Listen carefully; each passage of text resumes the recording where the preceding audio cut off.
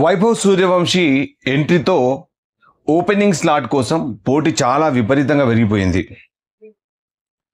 ముఖ్యంగా ఓపెనింగ్ స్థానాల గురించి మాట్లాడితే ఐపీఎల్తో పాటు దేశవాళీ క్రికెట్లో కూడా వైభవ్ సూర్యవంశీ ఎప్పుడు ఓపెనర్గా కొనసాగుతున్నాడు.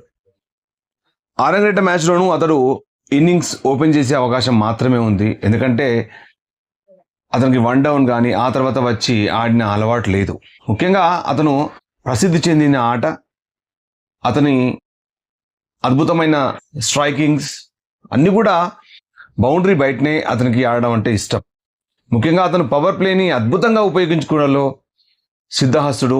ఇప్పటి వరకు దానివల్లనే ఎక్కువ రాణించాడు కూడా. పవర్ ప్లే తర్వాత కూడా తన గేమ్తో పవర్ ప్లేగా మార్చుకుంటాడు. అదే వైభవ్ సూర్యవంశీ యొక్క రహస్యం. T20 ర్యాంకింగ్ లోపల ప్రపంచ నెంబర్ 1గా కొనసాగుతున్న అభిషేక్ శర్మ అద్భుతమైన ఫామ్లో కొనసాగుతున్నాడు. అలాగే 46 ఇన్నింగ్స్లోనే 1438 రన్స్ చేశాడు.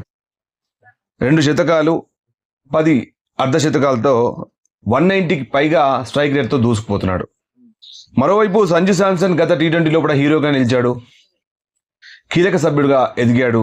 62 T20లో అంతర్జాతీయ మ్యాచ్ లోపల ఇన్నింగ్స్ లోపల 1399 1399 పరుగులు చేశాడు, 3 శతకాలు చేశాడు.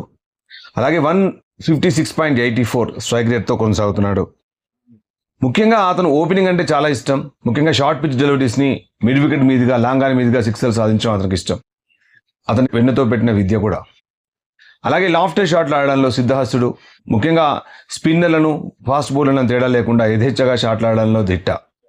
అలాగే ఇషాన్ కిషన్ ఓపెనర్గా మాత్రమే కాకుండా వన్ డౌన్, మిడిల్ ఆర్డర్లో కూడా రాణించడం చూసాం.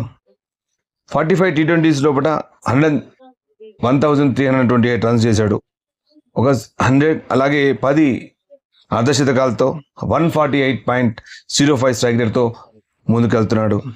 జట్టు సమతుల్యత దృష్ట్యా అతడు నెంబర్ 1 స్థానంలో కొనసాగే అవకాశం ఉంది. అంటే వన్ డౌన్లో రావచ్చు. ఆ తర్వాత మిడిల్ ఆర్డర్లో ఖాళీలు చాలా కష్టం.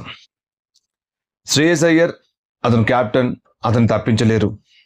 అలాగే తిలక్ వర్మ కూడా కీలకమైన బ్యాటర్, బట్ అంతగా ఈ మధ్య కాలంలో అతను రాణించలేదు. బట్ తెలంగాణ T20 లోపల లాస్ట్ మ్యాచ్లో సెంచరీ చేసి వెంటనే ఐర్లాండ్కి పయనమయ్యారు. వైభవ్ సూర్యవంశీ, అభిషేక్ శర్మ ఓపెనింగ్ చేస్తే సంజు శాంసన్ మిడిల్ ఆర్డర్లో ఆడాల్సి వస్తుంది. లేదంటే మిడిల్ ఆర్డర్ తర్వాత మరి లోయర్ ఆర్డర్ ముందుకు ఆడాల్సి వస్తుంది.